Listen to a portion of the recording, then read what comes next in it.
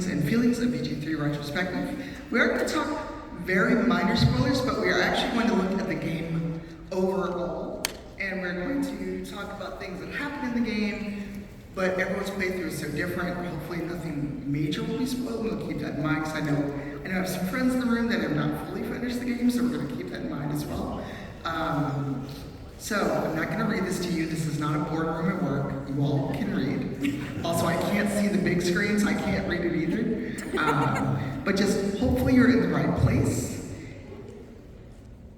Has everyone finished reading the slide? Yes. Yep, they're good. Judgy Susie. I don't know if Mandy's still here, but that's my friend's dog. That often is looking at her like this when she works, and she turns around and sees the dog and sends the friend group photos. So this is now my you better have a question when you come to the mic. You all laugh. Everyone laughs when I say this. It's all fun and games until I tell you find a question. But to be serious, we are going to talk about, Baldur's Gate 3. A lot of people have opinions. We're on the panel. Do not scream your opinion out from the audience. I will point you out and embarrass you. I'm legally allowed to be a character, aren't I? Yeah. Yeah. So just watch out. Yes. Tavern brawler is my speciality. There's a lot of chairs in this room. Yeah. Now there's a new giant subclass. But to be serious, when we do get to Q&A, hopefully you should have time for it, have a question. I know it can be intimidating to stand up in a room full of people, but while we're talking, write down your question. If you have a phone, if you have paper, if you have signals, something, be ready to have a relevant question, especially if we get a large Q&A queue. I would like to get through everyone, because there's no guarantee any of us will stick around after the panel. We would like to probably go and have dinner and do other things as well, because it's been a long 2 days already. And also, Susie will judge you, and so will I. All right, our panelists. So I'm going to start at the end, so everyone sit back at me. So who are you, and how many hours have you put into Baldur's Gate 3? Okay, so it's increased since I last gave you my numbers by 100 hours, so over 700 hours of Baldur's Gate 3 at this point. Yeah. Who am I? Yeah. Oh yeah, hi, I'm Lou. I'm sometimes known as Hero by Clicking Online. I've been in the space for over 10 years, helping creators, communities, gamers connect with charities and nonprofits across the world to raise tens of millions of dollars. And I'm here with my friends with Doctors Without Borders doing much the same. So I love the space. I thought I was going to be a content creator, but I ended up finding a passion for helping other people do cool things.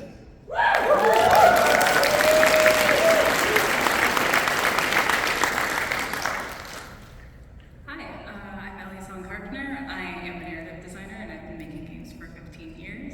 This is my very first PAX East, and I put in somewhere at least at the minimum 130 hours, but I do know there was a certain amount of time where I played on other accounts. So when I started my run, I had already maybe put about 40 hours in. Hi, I'm Taru Hunter. By day I'm a sign language interpreter, by night I'm a jouster. Somehow to hang out here with these cool people. I've got about 350 hours in Baldur's Gate 3, and I just love video games and everything that goes along with it.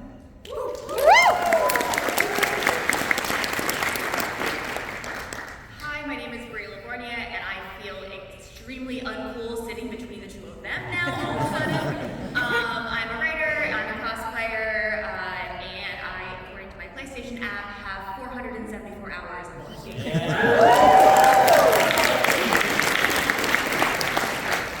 Hello, welcome. I'm Samantha Béart. I'm an actor. You probably know me from a small dating sim that's called Baldur's Gate 3. I did 260 hours in mocap. That's what I did. Calling me a voice actor. I did 260 hours in mocap for this. It's all of us, our breath, our body. It's a whole physical vocal performance.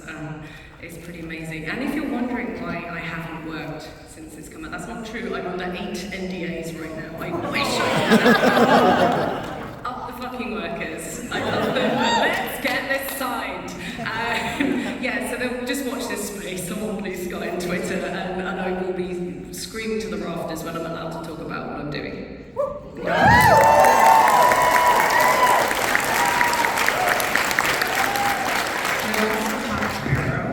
Also the excavation of Hogsbarrow, for which I was longlisted for a BAFTA. And that made me the pushy bastard that I am today. Thank you. You're welcome. I'm your moderator, Tanya, also known as Cypher here. Game dev, both in tabletop and video games. Internet ne'er-do-well. And depending on who you ask, I'm a horrible person. And I'm trying to ruin video games with DEI and wokeness.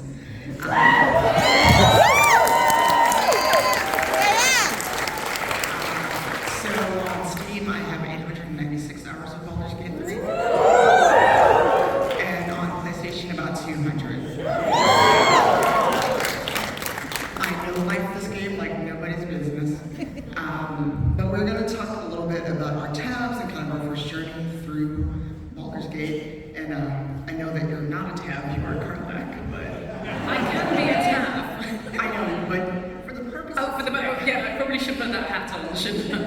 I mean, if you want, you No, know, we're not talking about Karlak. We're not talking... Alright, well, We're totally talking about Karlak. But don't worry, the doors are locked, you're not going anywhere. Just so you know. you cannot leave until 8:30 p.m. Eastern. That's right. So, actually, do you want to go first, Sam, or does anyone else want to go first? In terms of... No, well, I guess for you, because you did play the game, you were streaming it for a little bit, but you were playing as Karlak. I was, in a very vain way, I decided. So I'm a video gamer first, and essentially I'm a barbarian, right? Because I play Legend of Zelda. He hits pots, he gets the things. Assassin's Creed. So I thought, let's just play it as Karlak, tell a few stories. It's on YouTube. And then we got to inventory management, and I went, no, this is not entertaining at all. I'm not gonna, I normally play CRPGs, I certainly didn't stream before all this happened. So there was a limited release of about 15 hours, admittedly. But I did start a Dark Urge run with a obviously female drow bard, because how do we want the world to end but in song? Hoping to romance Mithara, obviously. What you can do as Karlak, you just have to play as Karlak. She won't leave her own game. She really won't. People are like, oh, I want to play her evil, but you can play her evil. We recorded the lines, it's all good. So whoever wants to go next, just kind of because I asked specifically for people's first tabs, because some of us have put in many, many hours. Yes. So with your first tab, kind of what was your first introduction to Faerun and how did you play them, just quickly, and then we'll get into our overall feelings about the game. Whoever wants to go. So my first tab, and if any theater kids in the room know the Bowen and the hair reference, here are my favorites. Gasps from the audience. My first tab run was extremely cursed, and I never finished it because I got bugged out in Worm's Rock, and in order to fix the game, I'd have to go back like 4 boss fights, including the House of Hope, and I wasn't going to do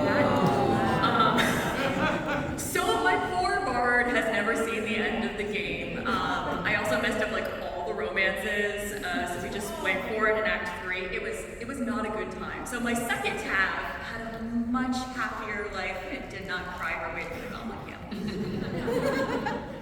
My first run, kind of a self-insert situation. I played a wood half-elf druid, and I finished the game probably right at the end of August, so it was before any of the patches came out. I just plowed my way through it because I needed to get back to work, and I was like, I'm going to finish this game. And I had an incredible time. I was a total slut. I slept with almost everybody I could.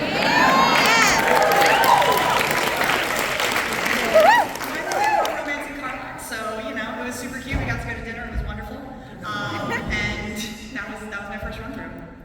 So, yeah, my first tab was also kind of self-insert, so her name was Tavish because I don't have a sense of humor, and they were a word because that is kind of sort of my thing by day. It was really fun. Cypher had just convinced me to try modding, so it was a very interesting run because there were a lot of times I thought I would never get my game back. I did a lot of things wrong, including completely ignoring Shadowheart for a long time because she asked for privacy, and so I wanted to respect that, which meant there were a lot of things in Act 3 that were really surprising. I really surprised myself and ended up falling for a dorky little wizard boy.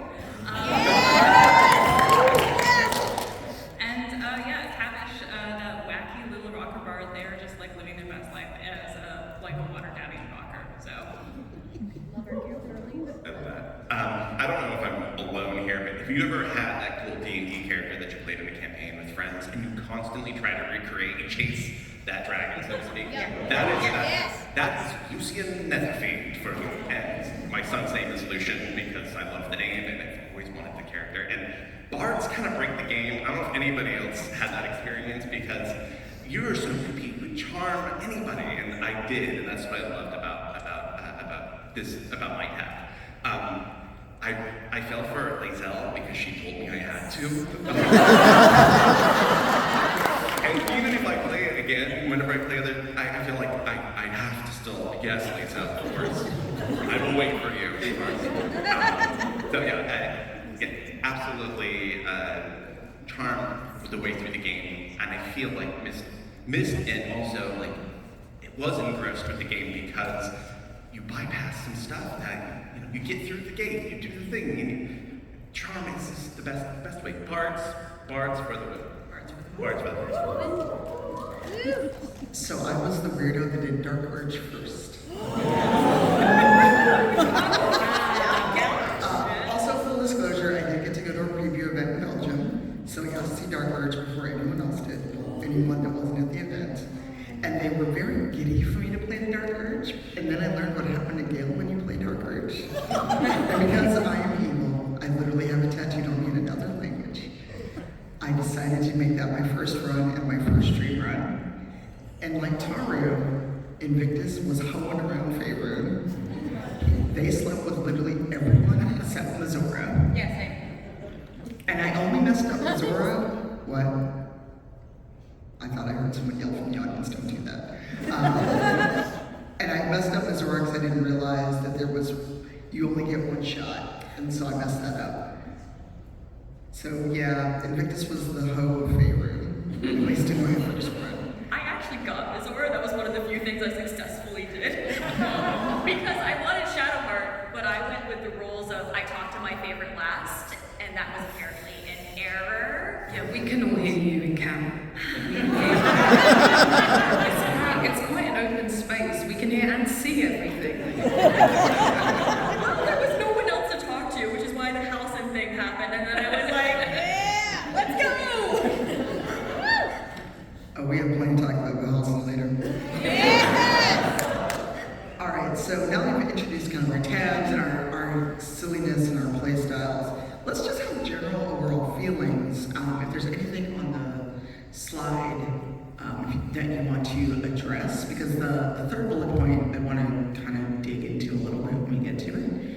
But I'm not calling on you all, we're not in school. Who wants to go first?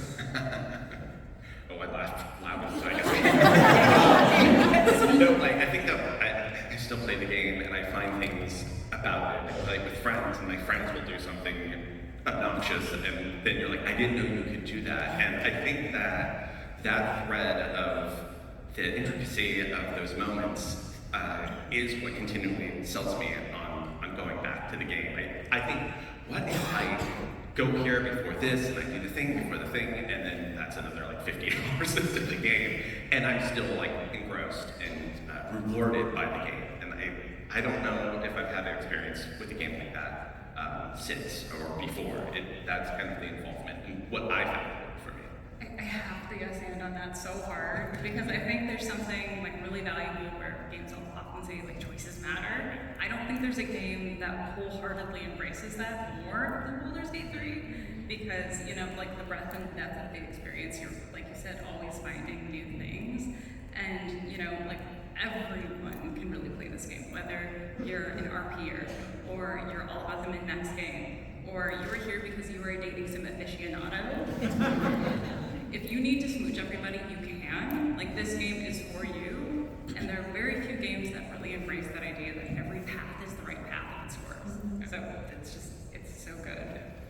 Yeah, tying into that, like I was playing simultaneously with a friend, and we got about 2 hours into the game, and we were playing two completely different games by that point. And it was only 2 hours in, and I've never had that experience where you can explore a game in whatever way you want. You can be the little chaos goblin, you can be the most serious character, and you're still gonna have a wonderful experience. The game is designed to allow you that freedom, and that's, as a player, that's something that you don't experience in video games a lot. You're given a path. You can pick the good path or the bad path. Sometimes there's a middle path, but this is an unending number of paths almost, and you can experience the game over and over again, and it'll be new. Like, I've started so many different runs, and I'll get through Act 1 and be like, you know what if I tried it this way, and then I'll start another run. So I've only actually finished the game twice, but I have like 14 characters, because I keep wanting to try different things, or I'll be feeling a certain way, and I want to experience the game in that way, and this game allows you to do that in a way that no other game has ever done. So I admittedly had a little bit of a hard time when I first played the game. It was partially because I had just played a different game before it that I really wanted to keep playing but couldn't for reasons. So I actually almost bounced off of it, and I'm really glad that like I had trouble sort of figuring how like the combat was working, even though I knew D&D, and just figuring out controllers because I was playing on PlayStation. But I'm glad I stuck with it, especially once I later realized that you can just leave the goblin camp and not fight through it at level 3. I was like, fuck these racists. I was Karlak and everyone was coming for me, and I was like, do you know what? Fuck you guys. I'm gonna go meet Scratch.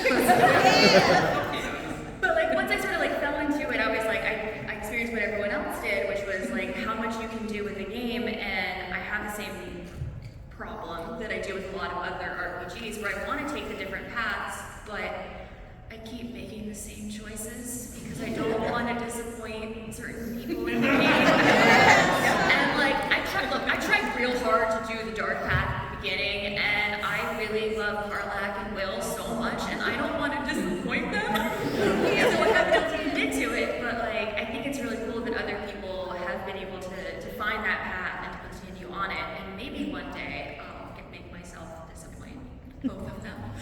You can do it. I believe in you. Can I dig into that? Of course, good point.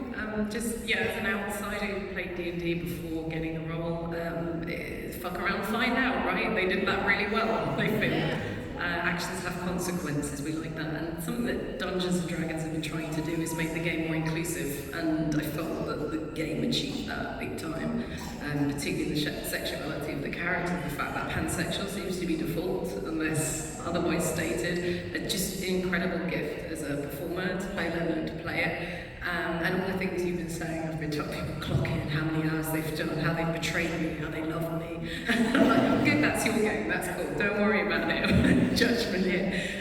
It's just an incredible thing to be part of. You sign on to these things, you don't know what you're doing, you know, you get NDAs, and as you go through it, you're like, oh, this could be a thing of a generation, or, you know, so well done us, you know. But well done the writers.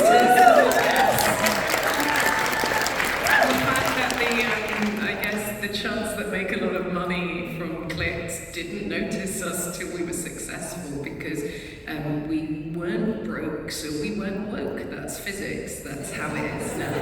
That's nice to learn. What worked for me, because I'm a big narrative nerd, and I'm a huge Dragon Age, Mass Effect fan, and so because those games have taken way more hours than even Baldur's Gate. Oh yeah. Between 20 years of Dragon Age, I just have lost many years of my life. What worked for me is the deep narrative there, and the ways in which you can make so many different decisions, and how those decisions can affect things later. I'm going to tell on Tracy Wiles, I don't know if she'll ever see this, is Jaheira. I've never seen anyone let the Rite of Thorns complete until I saw her stream this game. And I have no idea how it happened. But still, with almost 900 hours in, I'm still seeing new things. I just thought it was more hilarious that it came from Tracy than anywhere else. There were a few things that didn't work for me, like I tried to throw holy water on a star and it didn't work. We talked about this last night though. Yeah. How many times? 15. I love that you have that hope that maybe one time it's going to work. I stood in the Act 3 camp in in the inn, and I just was like, I have 15, I'm gonna keep trying, and nothing happened, and I was like, this is broken, he's a vampire, I should have a reaction. Get the steak. Well, steak does work, I found out, because someone in the audience, that I will not name and shit point out, was like, I want to see what happens at the point at which Astarion tries to bite you in camp. Yeah, well, about that. Wooden stakes are very super effective on Astarion. Astarion isn't real, he's a bunch of things. I know that you killed him. Let us free. But the other vampires might hear you, okay? I do want to have a run where I let the other vampires take him and see what happens. My first roll was a dirge. What did you expect? But the last bullet point, for me, it worked because there are roles constantly happening in the background, your passive perception, all those things that, take forever at the table, but also it made me feel like I was at the table. Whether I was playing as an origin character, whether I was playing as a dirge or as a different tab, I felt like there is a consequence, and a bad roll is a really bad roll. You see a 1, it comes up in red, it's just like this sad noise. The one that plays in everyone's head when you get a nat 1, you're like, oh, well. My very first roll in Baldur's Gate was a nat 1, and really that should have been the sign that my first tap was cursed. Does anyone else have thoughts on the third bullet point before we talk about emotions? So the D&D aspect, I have loved D&D ever since I was tiny, and like the community that is present in D&D and the passion that people have for D&D, I felt like was really embraced by this game. And it allows people to, when you have a multiplayer game, it feels like you're at the table with other people playing D&D. And after the pandemic, all of my D&D groups disappeared into the ether, and so this was finally an experience where we didn't rely on a DM having to be available to run a game for us. And it brought back a lot of those feelings of like my love for D&D and everything related to that in a way that made it a lot more accessible to newer players. So I really loved it for that. Yeah, I like that. I echo that. Did it deliver a good facsimile? It definitely can. And if your tables are anything like Baldur's Gate 3, good on you, because that's a hell of a lot of great storytelling. And same, I did a multiplayer game with my group of friends who I've been playing D&D with for decades, it's okay.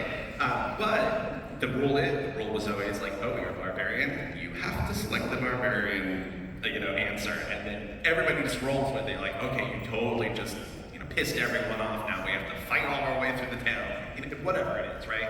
And it created a level of engagement and camaraderie that, you're right, yeah, we got that same experience at the table. Now, the multiplayer doesn't always work the way you want it to work. And, what didn't work for me mostly was kind of just video game tech. Like sometimes, I meant to throw a barrel and not, equip a sword or whatever, that sort of thing. That sort of thing was just, yeah, whatever. That's a game. It's a video game, right? But yeah, it's the experience of being with friends is very helpful. So if you haven't played it with friends, find friends who have it, and just do a run. Like we did it. We're starting my second run with friends recently, and it's been a lot of fun. I think what I missed most from actual D&D was I could not negotiate with the DM about I believe that's called save scumming. No!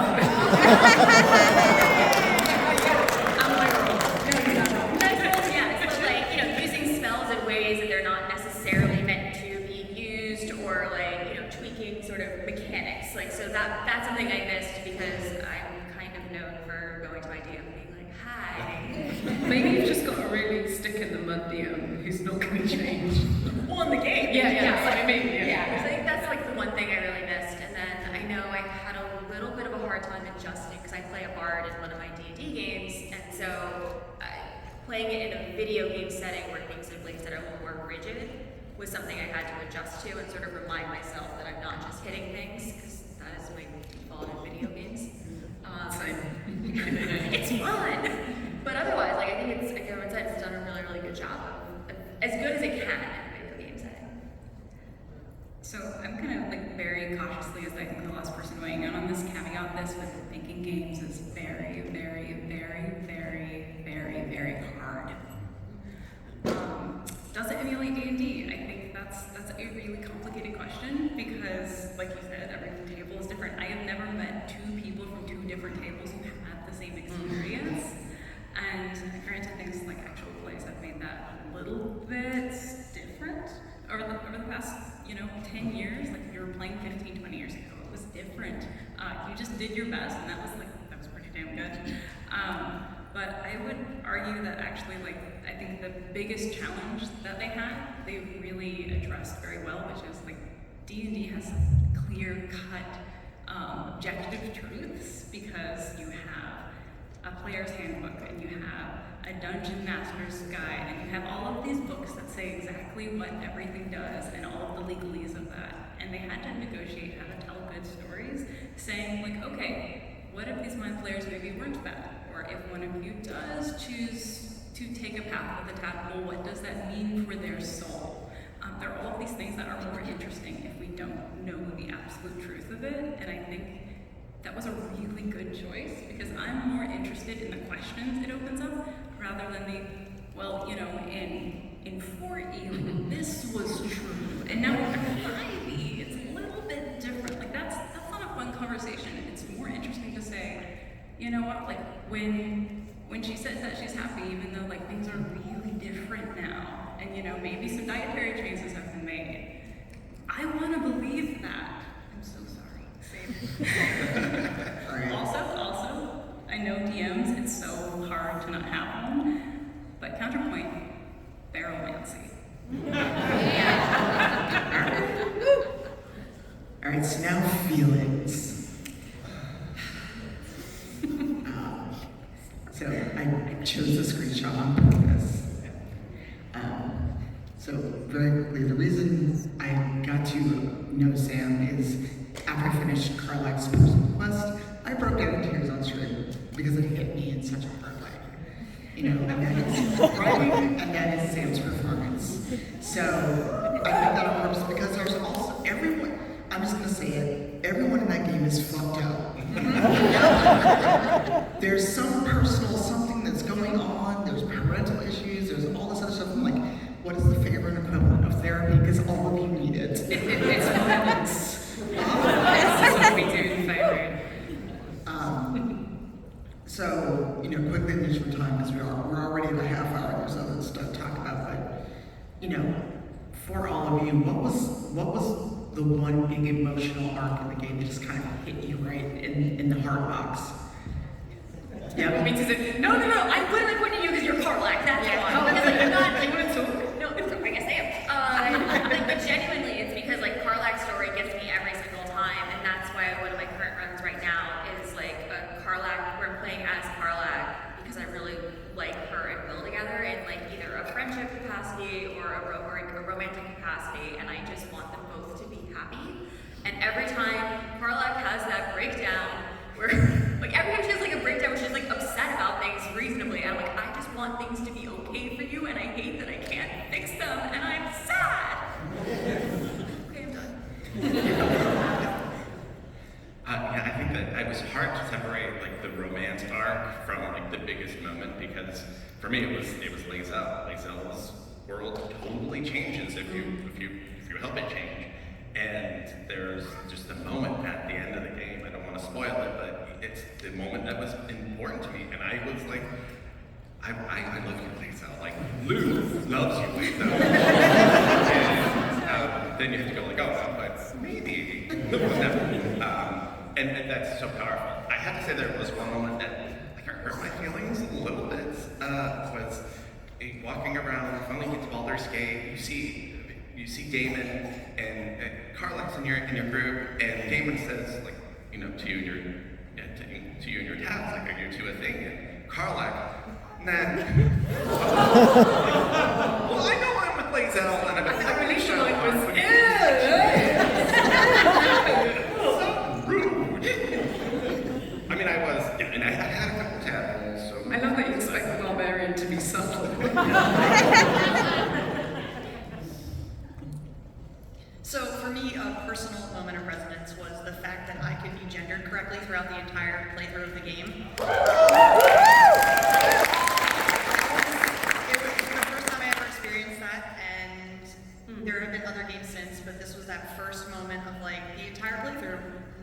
my pronouns wrong. And that was huge. And like that, when the first time it happened, I was like, oh, that's cool. And then it kept happening.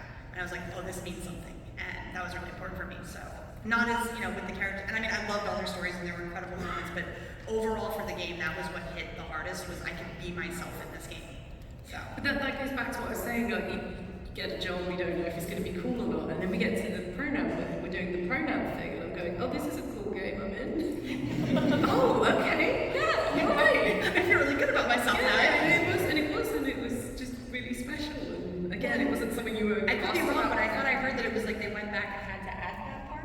No, dude, it took like 5. I know Neil Newmont's been saying it took a lot of money. It took 5 minutes. It did not. Yeah, no, because it isn't very often in the game we address you with pronouns, right? But when we did, then of course we had they them in there. But of course I came in the last year, so it was already baked into it for me. So every time I was like, look at you! Look at us! Yes. I was carrying that with me the whole time. That was Carla. She's PTSD. There we go. I've said it. And that was in the audition, and I knew that's who she was, and she was going to do everything in her power to make sure you didn't know that's who she was.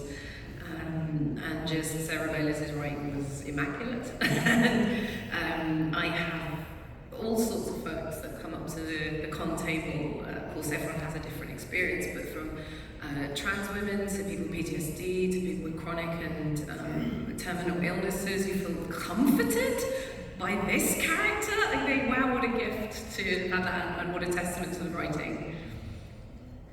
That's it, that's the story.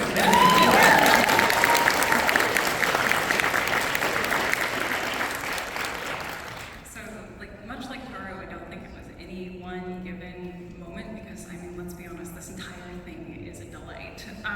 It was more about the fact that I know very early when I picked it up, please do not lynch me, I told Tanya, I'm not sure I can romance any of these people. Everyone has so much wrong with them. there was the ethical argument to be made. It seems like everybody really needs a friend, but the thing was that was a feature, not a bug. And so, if you ever get to know me or talk to me after this panel, I love monster stories. I love the idea about talking about the myth and the folklore behind why do we talk about monsters and why do we talk about myths. And so all of these characters are cursed in these really unique and interesting ways, and it's not just a random choice. It's very much because this is showing an aspect of what they need to do and get over. And so there was I think a moment either end of Act 1 or beginning of Act 2 where I realized all of these people are tragically going to self-destruct if I, playing as a neutral, good, sometimes a little bit chaotic tab, don't intervene in some way, and just kind of realizing I need to help them.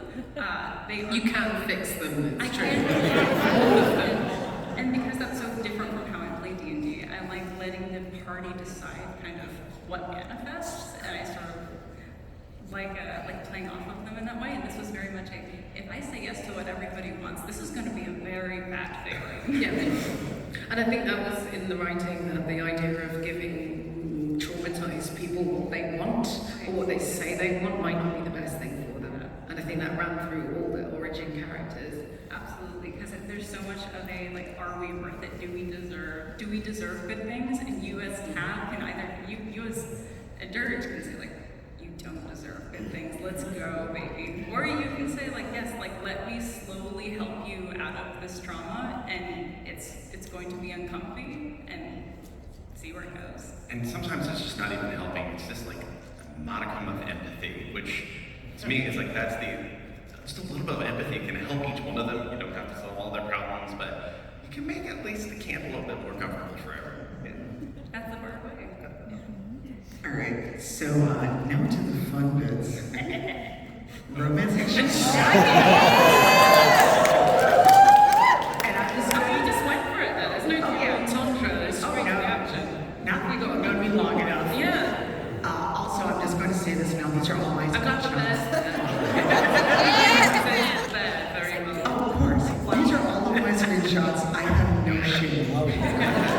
Neither does anyone else in this room. We're in good company. So if you go back and watch the last panel from Hell in Belgium, I'm in that video of them showing the bear moment. With that bronze girl who's also here, and you can see both of us having an absolute moment about it.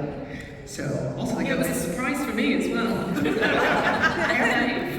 Oh yeah, everyone in that room was shocked. And then they got banned off TikTok Live. That was hilarious.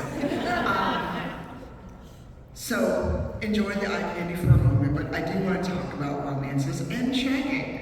Because it is a mature game. This panel is also rated 17+, so if there's any more small humans in here, someone cover their ears if they are in this room. Yeah, there is a halfway. There was a very lucky. We should touch the halfway. Very lucky. They wouldn't bring a child here. They wouldn't bring a child here. That'd be crazy. So again, in the interest of time, let's try to keep our answers a little briefer. But did you romance anyone? Or conversely, if you didn't romance anyone, why? And if we have time, I want to talk a little bit about Polly because this is the first game I've ever seen Polly done well. So, someone start talking, or I will assign you. All right, no one's. Oh, okay. I stayed in character when I played as Karlak, and I just have whoever would have me. Everyone is hot, and we're all bad, so come on. Yeah. People go like, "Who are you romancing?" I was like, "I don't know. I don't know if they like me or not. Surely it's up to them." It's either you go in going, no, that's not life. Let's just see what happens. And she's pretty cool apparently, so they were up for it. Yeah, but also for value of romance, is what we get to do in the game actually romance, or is this just kind of going along until you have the, oh, my heart grew 3 sizes moment, because not everyone knows what love actually is in this game. So. That's a good point. I think that for me it was meeting Missoura for my darker. She was like, hey, if I'm gonna go evil, I'm just gonna go all the way. And I was expecting maybe a little bit more, but she wanted what she wanted, and I was a little hard at the end of it. I'm like, that was spicy, Missoura, but another night? No? Okay. It's not gonna happen. But yeah, it was Lae'zel, really. I can't get away from Lae'zel. Really, I have a Lae'zel problem. But also, like, Halston. Can we talk about Halston? Like, we're ready to talk about that, let's do it. Halston makes you feel things, and Oh, Father, preserve us. Yes! You're not. Father, preserve us. smoldering. Like, before even any of the romance, like, text comes through, he's looking at you, so. I mean, I think you can tell who my favorite is because I unfortunately have a problem with dark-haired women who are going to be mean to me. So Shadowheart was immediately, I was like, okay, hi, I want you. And then, as I said before, I messed that up entirely. So I started a new playthrough and I finally successfully romance Shadowheart. But another game that I did, I went for Tommy Mommy Drow, and I feel great about that. As you should. Again, women who are mean to me and really hot, apparently, but I wasn't complaining. As previously mentioned, I slept with everybody I could in my first run through. And it was great because I was with Karlak, but it was before her heart situation got figured out, so she was like, oh, go with Halston, have fun, you have my blessing.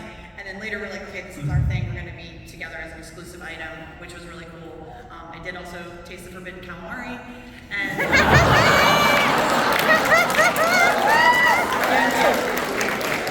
We all know about that. We talk about it in camp. yeah. That's, life choices are made. But I like that you could romance, or at least try out a romance, because like I initially had started romancing Lae'zel, and then she was like, let's fight, and I was like, that's hot, but also not the vibe I'm going for right now, so let's take a step backwards. So I mean, like I've done my my finished run, like my OG half with the Gale run, and that was very much I definitely didn't think I was gonna romance anybody because for a while I was like, oh no, they all need waffles and therapy. But then when I started doing my second playthrough, and I know Tanya and I had talked about like, oh, I don't know, like Lae'zel, like should you save her? And there was definitely a moment of, oh, all of the smart characters, oh no. Okay, every time someone's gonna lecture me a little bit about something, and we're gonna have like these great like conversations about like, oh, did you know all of this about my culture? I was like, no, please, go back. But Source of My Bruises, that's just a dagger through the heart kind of line. It's phenomenal. For me, for romance, my dirge was a dirty liar, because this also ties into the polyamory. So for those of you that want to try to have Paulson and your Baron eat it too, you have to have a conversation with your current partner. I kind of sort of told a little lie that I had talked to Gale, but I really didn't. Since you're in the room, this is the one playthrough we didn't envision. Right? Did he take that explosively? What? Did he take that explosively? Leave. But so here's the thing, and I will try to be quick. If you are romancing an origin character as a tab, and you try to have polyamory with some characters, and especially in Gail's case, Gail's like, no, I'm not sure you. What are you, a loaf of bread? And I'm like, okay, bro. But if you're playing as an origin character, you can do some polyamory. But so I reloaded, went back, just kind of sort of forgot to talk to Gale, and came back to the house and like, yeah, he's cool with it. And I also kind of sort of was romancing Astarion, so I had to try it going. Nice. At that point, the star is just grateful for the attention, isn't it? Yeah. Although it was interesting because he was kind of, now one thing I will say, and this is a credit to the writers, when you go talk to Astarion, he's like, is this because we're not having sex? I have never experienced that in a game before. And so I was like, oh, y'all did research. But there's this moment, because we all know somebody IRL that does not have those kind of conversations and is miserable. So for a game to actually have that very real relationship moment, and when you have options, you can be an asshole about it, or you cannot. I just appreciated that, especially as someone who is a games writer myself. So, any other poly thoughts before I have a fun slide. We're not going to discuss it. I just have a fun slide coming up next. The only yes and I have on that is I think there was such a remarkable choice made in that all of the main character, like all of the characters are pan in terms of like our core cast, but it doesn't mean that they're poly, and that was so intentionally done because it's really showing the respect for the breadth and the depth of experience you can have with people from a romantic and a sexual standpoint. And it upset a lot of players and it created a lot of mods, but I think it was the right call every single day. I will die on that. Yeah, they've got to have their preferences, right? Or what's the point of any of this? I was actually going to push it the other way and talk about ace players, because we would have unfriendly, platonic, romance. So you're thinking those are the three categories, and that. But what I didn't think was ace. And so people are coming back to me saying I felt represented in this whole thing. And, oh, well done, the writers. Don't know if it was intentional or not, but I think it's worth mentioning that they just covered everything. Yes. It's something else. Don't have to romance anyone, and the game does not punish you for that. No, it really doesn't punish you for that. With the exception of withers. You can't romance with us, right? What's wrong with you? That's why I went for House at my first playthroughs. It was making me feel like self-conscious. Yeah, and he'll diss you for that as well. You're like, stop fucking with me, okay? So speaking of withers,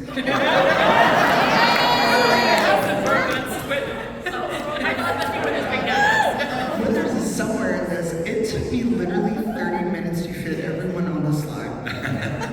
And there are still characters that we did not get to.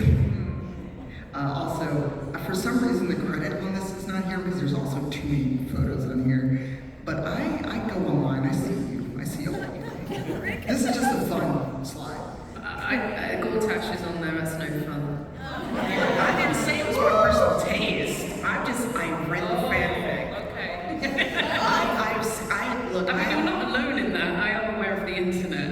I've seen people online, and I'm just, when you just close the tab and you're done for the day, someone you need Jesus. All right, so we are a little behind. So for those of us, I mean, obviously, Sam, so of the party, is there anyone who evokes particularly strong feelings that we have not talked about? And the next slide is the optional characters that are not just by default part of the group. Because, well, we know how Bria feels. Sorry. Like anybody in your feelings you have that maybe we haven't talked about? Oh, you know, like, I'm gonna get some hate on this, but Gale, just the economy of having Gale in your party at the start of the game. But like, this, my magic items, dude, really? Come on, man. No, like, that sounds like a skill issue. You're not finding good enough magic items to throw a couple away? No, I'm a hoarder. So those are my magic items. I found those items. Go find your own items. So go back to camp and maybe go adventure on your own. Apparently, you know. No, Gale is the one. I like Gale, very funny. Also, very, you know, very sensitive guy. You could say needy. We're with friends here. So, But he can't have my stuff. So sorry. He's the wizard. Yeah. For me, it's Will. You know, in addition to Carmine, because for me, I get to see a black character that is fully realized. And he's such a Prince Charming, he's so sweet. He's also really naive in some ways in the world. But this is also someone who got kicked out from home at 17 and has had to literally make a deal with the devil. Well, that's Raphael. That's a different character. But Will, for me, was a lot and made me very happy as a well-done character. We get a black character in the party, and it's not about him being black. It's also D&D that doesn't deal with race, but that's another panel. So yeah, and also I've gotten to know Theo, so it's like very cool to be able to talk about the character with the person who acted the character, and you know, same with you. Any other strong feelings on our main party or Something I think that was party? What? well, I was just gonna say something I thought that was really powerful, and we may talk about this slightly in another panel later. But the post-pandemic feeling of how much Carlisle wanting to just get a hug resonates in the moment that we were all in. Of like, I can get a hug, and just feeling that viscerally and remembering that moment, thinking about like how long has it been since I've been around people and how much I wanted that. That was a really surprising moment. I didn't expect that at all, but it was just so human. So. I'm going to petition for playing as Origin Karlach and romancing Will. As we've said, characters have preferences, and she says she owes him a lot. And if she was in his shoes, she wouldn't have done the same. And there's a really interesting relationship there to be explored. If you're playing good, if you're playing evil, then obviously minty. But if you're playing good, like check out Will Romance. It's really cool. Speaking of evil.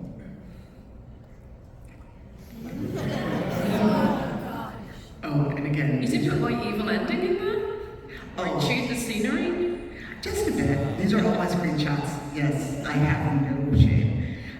But there's a game that it's Oh, she is. Yeah. Well, I know that she doesn't get to be evil. no, she kind of But you doesn't. get to be evil. I get to be evil. Maybe Alfira just goes to the great loot in the sky. I don't know. But I just want to talk about for a moment. The game lets us be evil. I'm sorry, I didn't mean to make the child cry. I don't remember or don't encounter a lot of games that let you be evil. Yes, there's a consequence, but I can just be full-on evil, murderous, and run with it. Because for those of us who play D&D, most people don't want evil at their table. So, are there any quick thoughts about being evil? Well, just to follow on that, is that all the good people leave, you have fewer allies, a bit like Mass Effect 3. Yes. If you play as a certain president of the US, you find that you have no allies and you can't win the game. Which I felt, maybe you should have played it. But You're right. that's the thing, and I remember that as a state going, okay, so Karlach's leaving the party, and they were like, yeah, and Will leave, and Halcyon will leave, but those bitches are gonna stay. Okay. And They're cool. Gail has to think about Gail it. has to think about it. Yeah. But I just love the fact it's like, oh, I want to be evil, cool, I got you. All right. That level of evil, the range of evil you could be, that there was the lack of boundaries scared me. So I couldn't be evil. I tried, and I was like, no. Don't you just love that in a video game? Like, we've all played GTA. I know. And you can, alright, we've all played GTA, disagree with me, yeah. And we all know what our release dates are for next year. But the point is, you can be a little shit, and you know, when you think about it, it's fun, and in Baldur's Gate, it really got to people. So I have 13 years of Catholic education. So we're both escaped Catholics. Established that. It took me 3 tries on my first dirge to like get to the end of Act 1 because I couldn't like get myself to fully commit to being evil, and then I finally abandoned that particular run because I don't want to be mean to them. I know we've talked about like how hard it is to be like that when there's performances and they're crying and they're rolling their eyes, and then why would you do this? I believed in you. I can't not play a good guy. It's too far from what I want to be. But like having that said, knowing that there are evil options gives those choices value, because there's that awareness that I'm not just walking a path that was made because this is what I have to do. I'm making active choices, just like being a dirge, you make lots of active, interesting choices. And so, like, even if it is just being like a warm little cinnamon roll, it has a little bit of value. Yeah, the only evil I managed to do was a redeem third run, and that was hard because there are some moments where there are things taken out of your control, and I liked that, and I also hated it in equal measures. So I can't go full evil, but I do love that it is present, because it kind of ties back to like my love of some other things where it's like the superheroes are the ones that have every chance and every choice to be evil, and they choose to be good instead. Mm-hmm. And so this makes your choice to be good all that more valuable, because you can just go full evil. I must say, not to blow my trumpet, but I was very good at being evil, it turns out. Very proud of myself. I can't really do that by Historian and Lethal and Shadowheart. They were up for anything.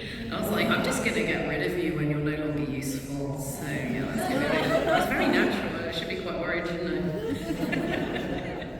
I? Alright, so in the interest of time, question, do you all want to talk about the last discussion point, which is kind of like our hopes and dreams if we ever get another Baldur's Gate, or do we want to take audience Q&A? I can It's see somebody why. make a decision. I have a single lore note, but if nobody else has some, then I will learn it. It's totally fine.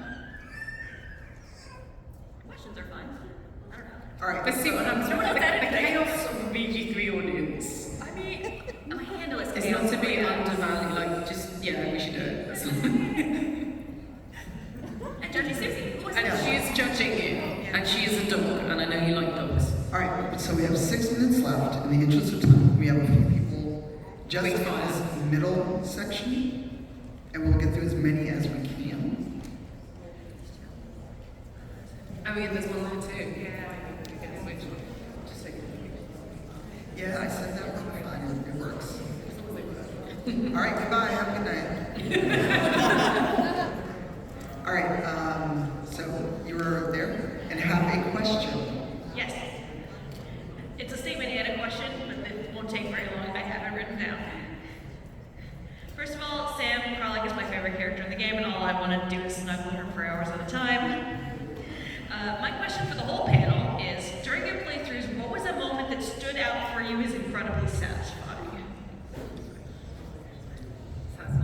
What was the moment that stood out as incredibly satisfying? So I held on to the iron flask. I don't know why I felt it was important, and I opened it up in Granny Ethel's hut the first time I met her. Did it work? No. That's fine. This is a spoiler for the end for like Act 2, sorry, but like convincing Shadowheart to do the right thing. Like for me was I really, really thought about that one. Yeah. Honestly, any of the end moments with the origin characters when you've taken their story to completion and being able to see what change you've been able to bring about in them. For me, it was killing Gortash.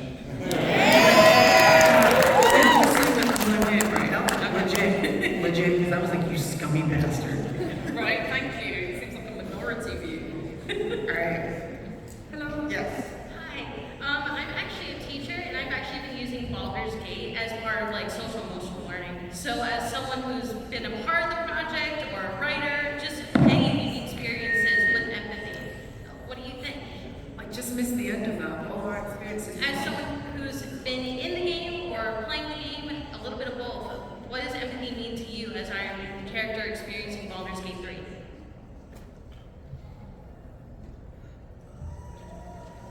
Would you mean the feedback that we get from people? Anyway. We've had, I mean, at the table we have 3 generations of people that played this together.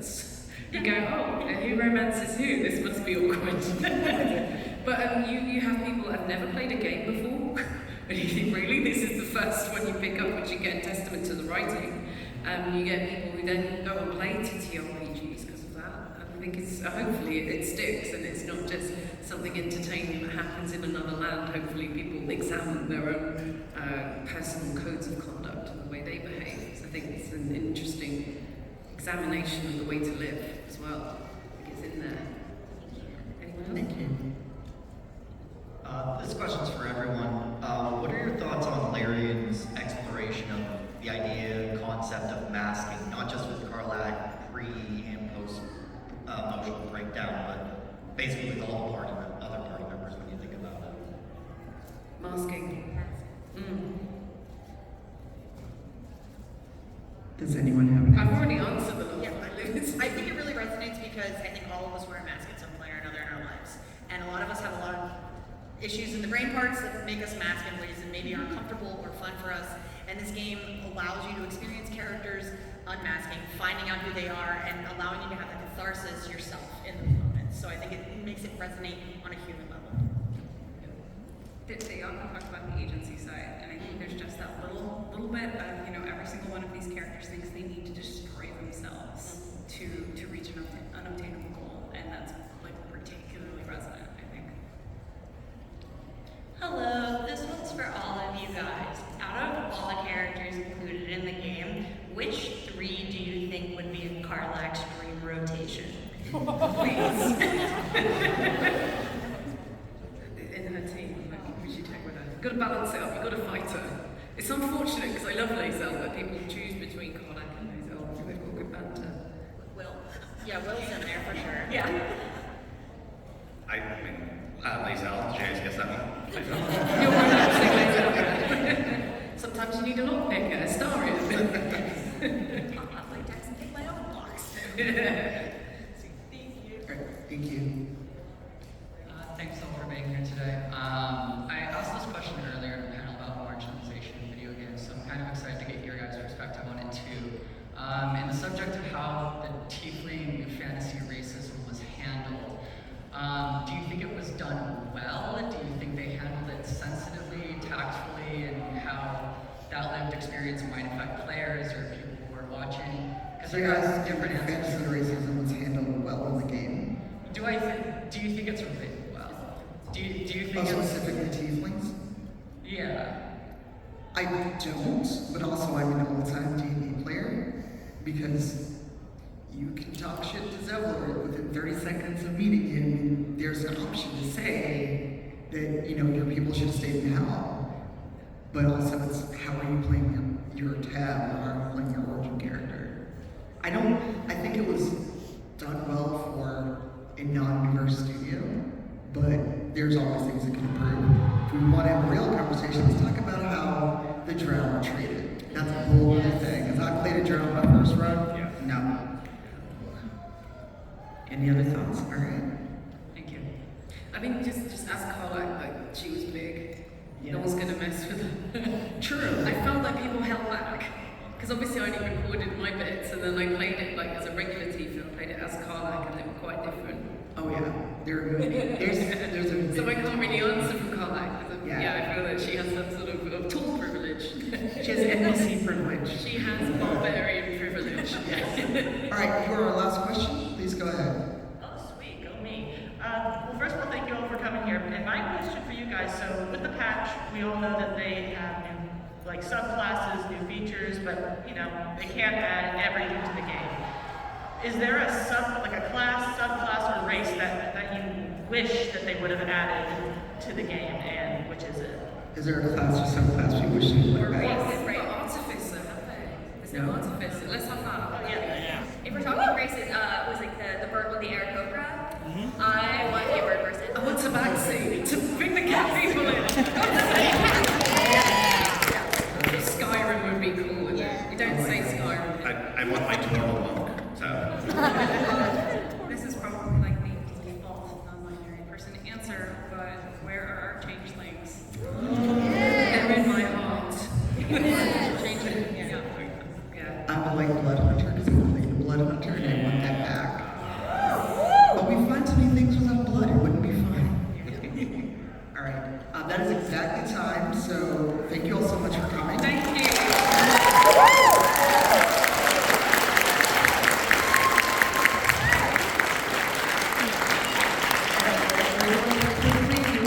Self-promo of anything else we're doing at the con, there are 2 more days left of PAX.